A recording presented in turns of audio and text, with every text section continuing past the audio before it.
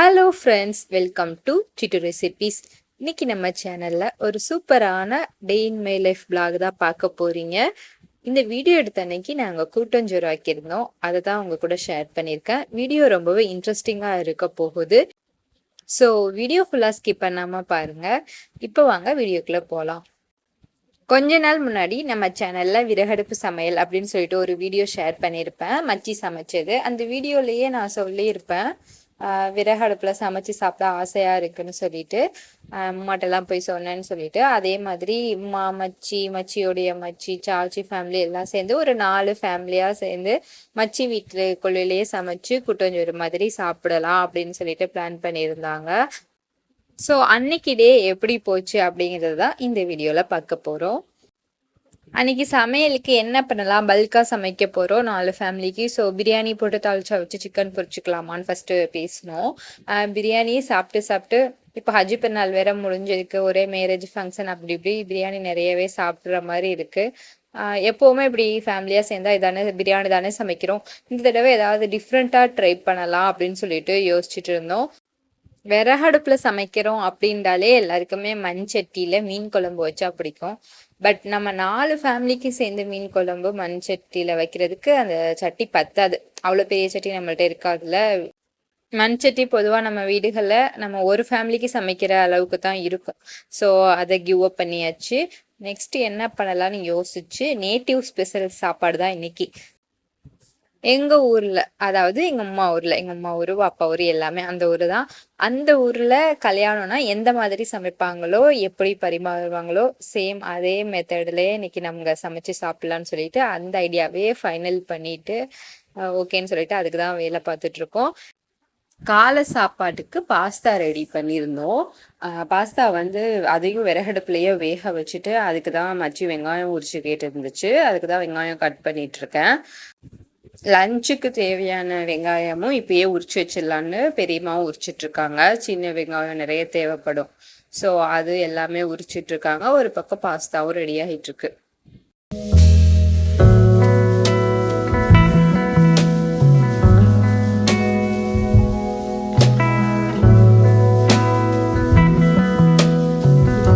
பாஸ்தாவுக்கு வெங்காயத்தை நல்லா பொடியாக நறுக்குனா தான் நல்லாயிருக்கும். அதுக்காக தான் சாப்பரில் போட்டு கட் பண்ணிடலான்னு சொல்லிட்டு சாப்பரில் எடுத்து கட் பண்ணிக்கிட்டு இருக்கேன். இந்த சாப்பர் நான் ஏற்கனவே நிறைய வீடியோஸில் காமிச்சிருப்பேன், அதே மாதிரி மச்சியும் வாங்கி வச்சுருக்கு.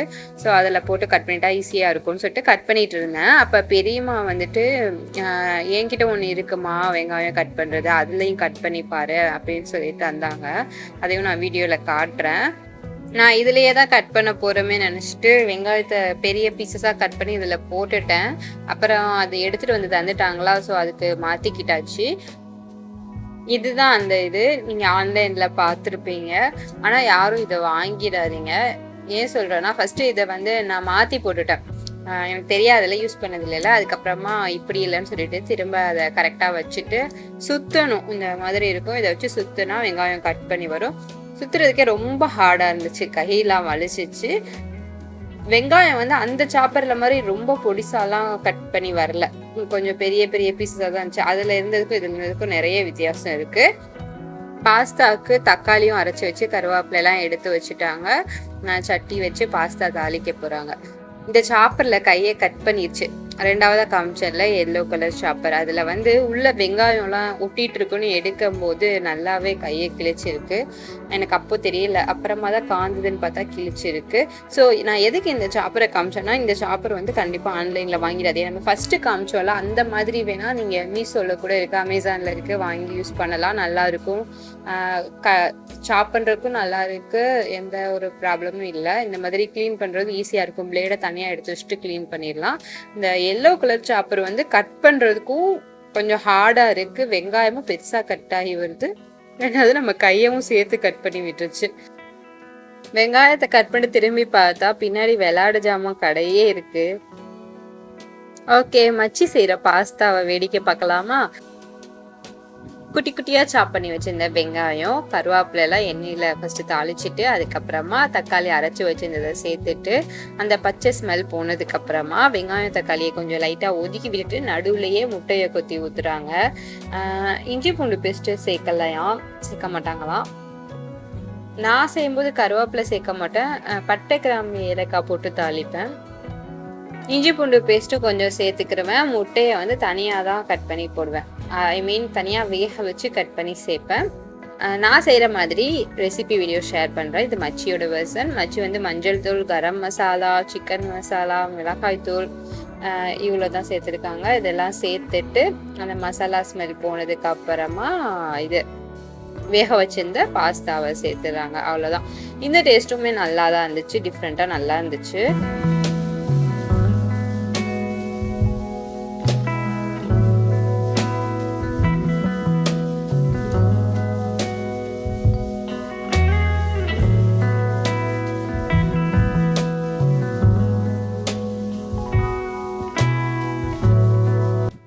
பாஸ்தா ரெடி ஆயிடுச்சுல, ஸோ உள்ளே கொண்டு வந்து தட்டில் போட்டு ஆற வச்சு பிள்ளைங்களுக்கு கொடுத்துட்டு ஊற வைக்க வேண்டிய ஐட்டங்கள்லாம் ஊற வச்சுருக்கோம். கடலைப்பருப்பு 1 டம்ளர் 3 தடவை வாஷ் பண்ணிவிட்டு ஊற வச்சுருக்கு. புளி வந்து லெமன் சைஸை விட கொஞ்சம் பெருசாகவே எடுத்துக்கிட்டாச்சு.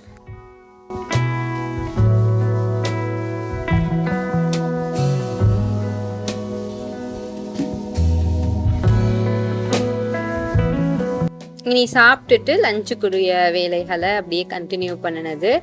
லஞ்சுக்கு வாழைக்காய் களியா அப்படிங்கிற ஒரு ரெசிபி தான். அதுக்கு வந்து 10 வாழைக்காய் கிட்ட கட் பண்ணணும். இந்த ரெசிபி வீடியோவை நான் ஷேர் பண்ணலை, பட் எப்படி செஞ்சுருக்காங்க அப்படிங்கிறத மட்டும் நான் காட்டுறேன். இன்ஷா அல்லாஹ் ஒவ்வொரு ஃபேமிலிக்கு மட்டும் செய்கிற மாதிரி ரெசிபி வீடியோ கம்மி குவான்டிட்டியில் நான் பண்ணி அப்லோட் பண்ணுறேன்.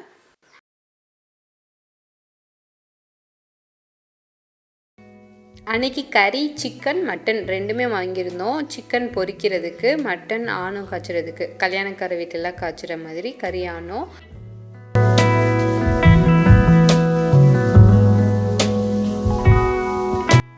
ரசத்துக்கு எப்போவுமே அம்மியில் தட்டினா தான் ரொம்ப டேஸ்ட்டாக இருக்கும். மச்சி வந்து மிக்சி ஜாரில் போட்டு வச்சிருச்சு, நல்ல வேளை அரைக்கிறதுக்கு முன்னாடி பார்த்து எடுத்துகிட்டு வந்தாச்சு.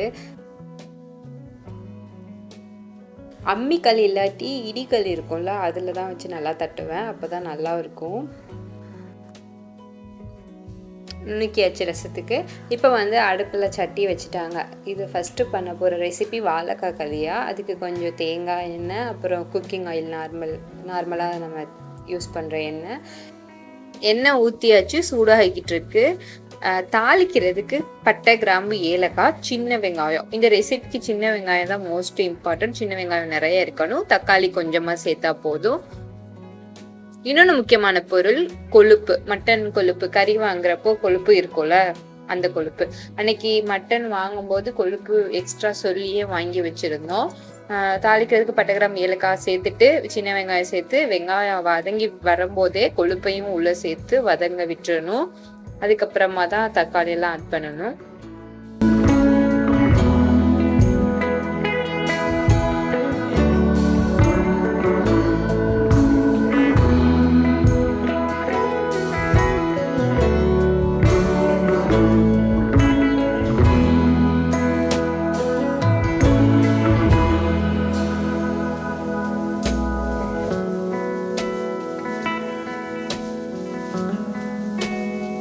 நார்மலாக மற்ற குழம்புலாம் வைக்கிற மாதிரி தான் இருக்குது ஓரளவுக்கு.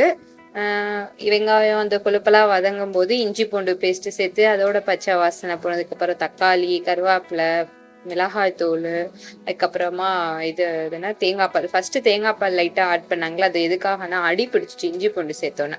அடி பிடிக்காம இருக்கிறக்காக கொஞ்சமா தேங்காய் பால் திரிச்சு விட்டுச்சு மச்சி. அதுக்கப்புறமா அந்த நம்ம மசாலா ஆணத்துக்கு கரைப்போம்ல, அது மாதிரியே கல்யாணத்துக்கு போடுற மசாலா தான். அப்புறம் கடலை பருப்பு ஊற வச்சிருந்தோம்ல, அதையும் வேக வச்சு அதை சேர்த்துட்டு கட் பண்ணி வச்சுருந்த வாழைக்காவை உள்ளே சேர்த்து எண்ணெயில் கொஞ்சம் நேரம் வதங்க விடணும். வாழைக்காய் பருப்பு எல்லாம் எண்ணெயிலே கொஞ்சம் நேரம் வேகட்டும்.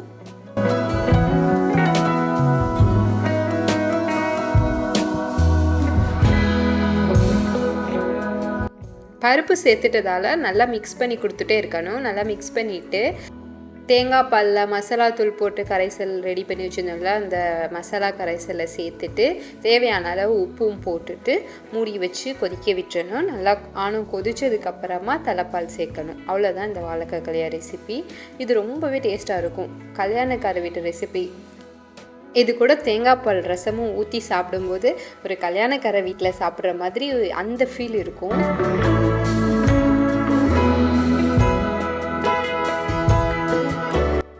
வாழைக்காய் களியா செஞ்சதுக்கப்புறமா அதை இறக்கிட்டு கரியானம் மட்டன் கரியானத்துக்கு சட்டி வச்சு தாளித்து மட்டன் குழம்பு மச்சி ரெடி பண்ணிகிட்ருக்கு. மச்சி தான் செய்வேன்னு சொல்லிடுச்சு எல்லாமே, அதனால தான் அவங்களே செய்ய விட்டாச்சு. இந்த கேங்கில் எல்லாருமே ஒன்றுக்கு ஒன்று சளைச்சது இல்லைங்கிற மாதிரி எல்லாருமே நல்லா சமைக்கக்கூடிய ஆட்கள் தான். இவங்க நான் தான் செய்வேன்னு ஆசைப்பட்டனால சரிம்மா நீ செஞ்சுக்கோ அப்படின்னு சொல்லி விட்டாச்சு. மற்றபடி நாங்கள் எல்லாமே கட் பண்ணி கொடுக்குறது அந்த மாதிரி எல்லாமே ரெடி பண்ணி ஹெல்ப் பண்ணிக்கிட்டு இருந்தோம்.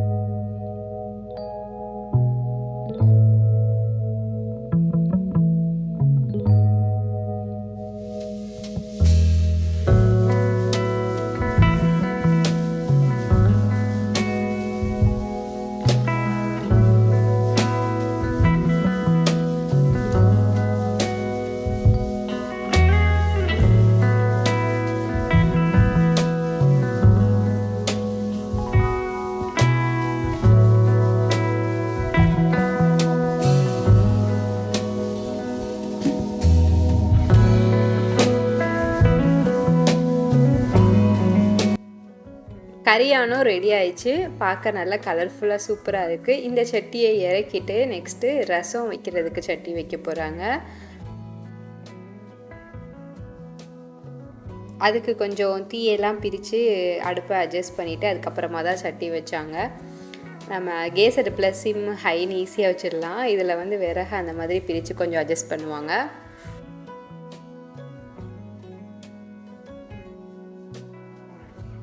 ரச சட்டி சூடாகிறதுக்குள்ளேயும் நான் கொல்லையில் ஒரு பூனை ஓடிச்சா அதை பார்க்குறதுக்கு அது பின்னாடி போயிட்டேன். அது ஈவினிங் வரைக்கும் அங்கேயே தான் சுற்றிக்கிட்டு இருந்துச்சு. சூப்பராக இருந்துச்சு, க்யூட்டாக அழகாக இருந்துச்சு.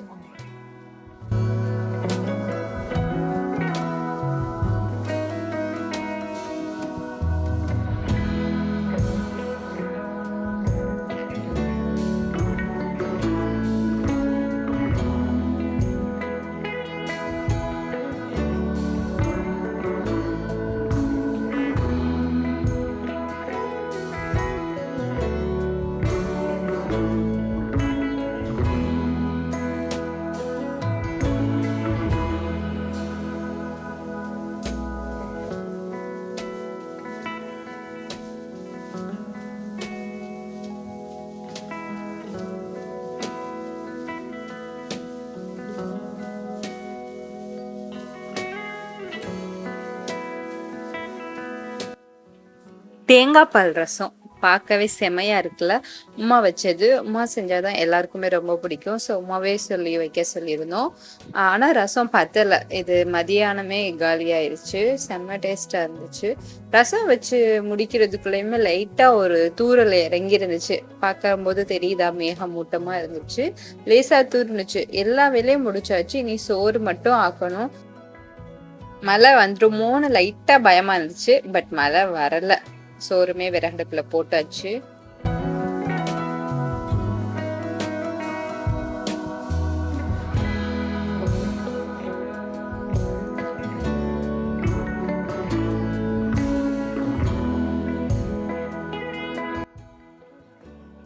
சோறு வச்சிட்டு இருக்க போகும்போது நான் ஃபுல்லா வீடியோ எடுக்கல, உள்ள போயிட்டேன் சின்ன பையனை பார்க்கறதுக்கு. எல்லாருமே என்ன ஒரு கமெண்ட்னா, கூட்டஞ்சோறுனா காட்டுல தானே போய் ஆக்குவாங்க, நீங்க என்ன வீட்டுக்குள்ளேயே ஆக்கிட்டு கூட்டஞ்சோறு சொல்றீங்க அப்படிங்கிற மாதிரி சொல்லிட்டு இருந்தாங்க. இப்போ காட்டுக்கு நாங்க எங்க போறது, இந்த கொள்ளையே காடு மாதிரி தான் இருக்கு. ஐ மீன் நிறைய மரங்கள், ஹைட்டான மரங்கள், செடிகள், இயற்கையோட ரொம்ப அழகா இருக்கு. நாங்க இங்கேயே சமைச்சு கொள்ளையிலேயே வச்சு சாப்பிடுவோம் அப்படின்னு சொல்லிட்டு இருந்தோம். மழை வந்துச்சுன்னா கொள்ளையில வச்சு சாப்பிட முடியாதுன்னு நினைச்சோம். ஆனா மழை வரல, லைட்டா தூறிட்டு போயிருச்சு. இப்போதானே வீடியோ போடுறேன், யாரு கமெண்ட் பண்ணாது அப்படின்னு சொல்லி கேட்டுறாதீங்க. நான் கமெண்ட் பண்ணாங்கன்னு சொன்னது பக்கத்துல என் ஹஸ்பண்ட சொல்லும் போது, அந்த மாதிரி நாங்க யார்கிட்ட சொல்றப்போ குட்டஞ்சோறாக்குறோன்னு அவங்க கேட்டது, காட்டுல தானே குட்டஞ்சோறாக்குவீங்க அப்படின்னு சொல்லிட்டு. நிறைய சோறுனால இந்த மாதிரி தம்ல போட்டு விட்டுட்டு உள்ளக்க போயாச்சு. ஒரு 12 மணிக்கு முன்னாடியே சமையல்லாம் முடிஞ்சிருச்சு. சரின்னு சொல்லிட்டு போய் ரெஸ்ட் எடுக்கலாம் கொஞ்ச நேரம்னு உள்ள போயிட்டோம். அன்னைக்கு தான் நான் இந்த விறகடுப்பு சமையலுங்கிற வீடியோ போஸ்ட் பண்ணியிருந்தேன். சரின்னு சொல்லிட்டு எல்லாரும் என் வீடியோ பார்த்துட்டு இருந்தாங்க. எனக்கு அவ்வளோ ஹாப்பியா இருந்துச்சு பார்க்கறதுக்கு.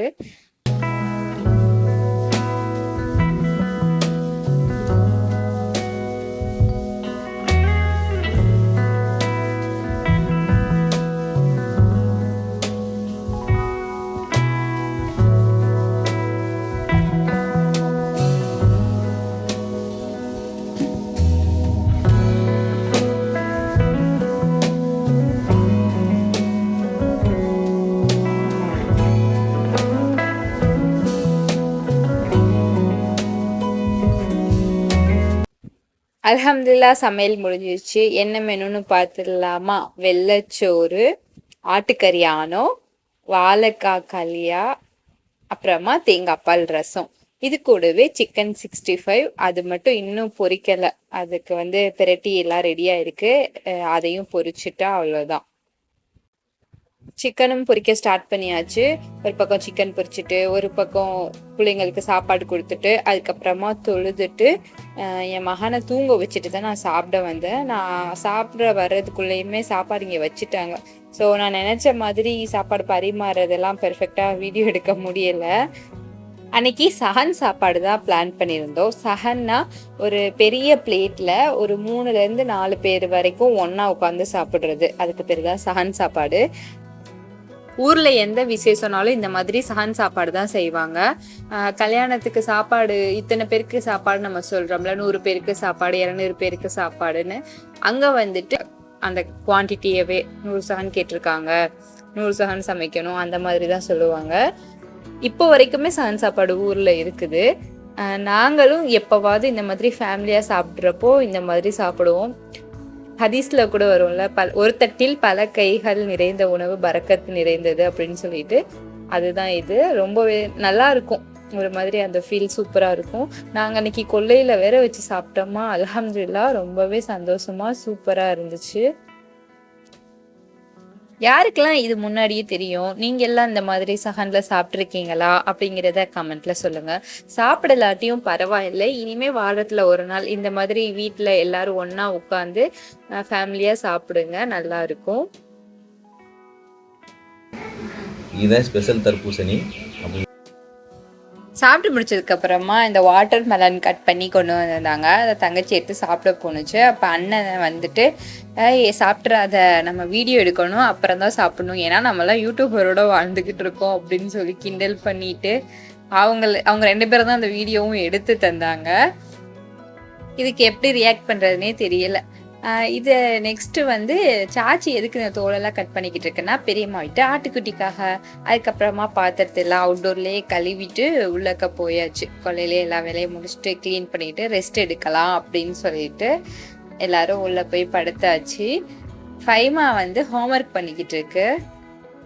நான் போய் வம்பிழுத்துட்டு இருந்தேன். ஃபஹிமாட்ட எனக்கு பேசுறதை விட வம்பிழுக்கிறது, சண்டை போடுறதான் பிடிக்கும். ஒரு மீம் கூட பார்த்தேன், சில பேர்கிட்ட பேசுறதை விட சண்டை போடுறது நல்லா இருக்கும்னு. அது பார்த்ததுமே எனக்கு ஃபஹி ஞாபகம் தான் வந்துச்சு. அதுக்கப்புறமா இது பாக்கு மிட்டாய். இந்த மிட்டாய் சாப்பிட்டா அப்படியே பாக்கு போட்ட மாதிரியே இருக்கும் ஃபீலிங். அந்த ஃப்ளேவர் எல்லாமே சூப்பராக இருக்கும்.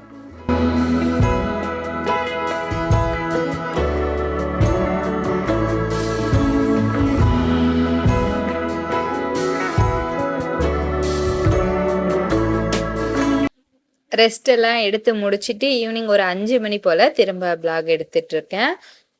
ஃபஹிக்கு மச்சி தலை சீவி விட்டுட்டு இருக்கு. அவங்க விளையாட போறதுக்காக தான் முன்னாடியே ஹோம்ஒர்க்லாம் பண்ணி வச்சாங்க. ஸோ சீக்கிரமா தலையை கட்டி விடுமா அப்படின்னு சொல்லிட்டு இருந்துச்சு ஃபஹி.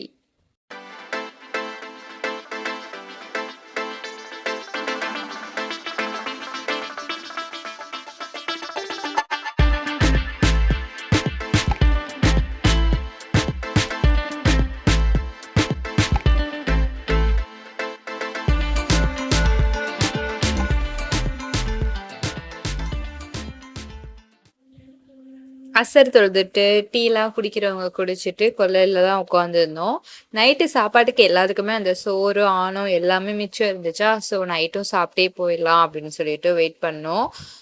சாப்பாடு எதுவும் செய்ய தேவையில்லைல்ல, சோறு இருக்குல்ல, அதனால ஃப்ரீயாக எல்லோரும் ஜாலியாக உட்காந்து பேசிட்டு அப்படியே டைம் ஸ்பெண்ட் பண்ணோம்.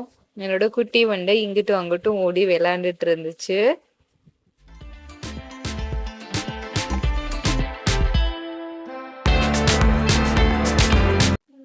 நைட்டுமே லைட்டை போட்டுட்டு முத்தத்தில் தான் உட்காந்துருந்தோம். இது வந்து கண்ணு மொழி மிட்டாய்ன்னு சொல்லிட்டு மச்சி தந்துச்சு. அப்படியே பார்க்கறதுக்கு கண்ணு மொழி மாதிரியே இருக்குல்ல. இதை வந்து பிதிக்கி தான் சாப்பிடணும். இந்த மாதிரி 2 பக்கமும் ப்ரெஸ் பண்ணால் அந்த மொழி பிதுங்கி வெளியே வர மாதிரியே வரும்.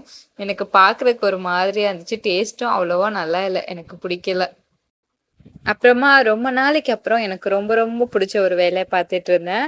மேக்ஸ் சொல்லி கொடுக்கறது தான் அது. எனக்கு ரொம்ப பிடிக்கும். ஒரு தங்கச்சிக்கு மச்சியோடைய மருமகளுக்கு சொல்லி கொடுத்துட்டு இருந்தேன். அதுக்கப்புறமா நைட்டு சாப்பிட்டு வீட்டுக்கு கிளம்பிட்டோம்.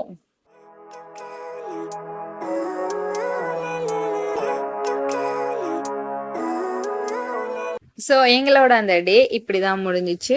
வீடியோவும் இதோட முடியுது. வீடியோ பிடிச்சிருந்தா லைக் பண்ணுங்க. பிடிச்சிருக்குன்னு நம்புகிறேன். நம்ம சேனலை சப்ஸ்கிரைப் பண்ணாமல் பார்த்துட்டு இருக்கவங்க சப்ஸ்கிரைப் பண்ணிக்கிறோங்க. இன்ஷால்லா நெக்ஸ்ட் ஒரு இன்ட்ரெஸ்டான ஒரு வீடியோவில் திரும்ப மீட் பண்ணலாம். என்னோட வீடியோவை லாஸ்ட் வர பார்த்தவங்க யாராவது இருந்தீங்கன்னா உங்களுக்கு ரொம்ப ரொம்ப தேங்க்யூ.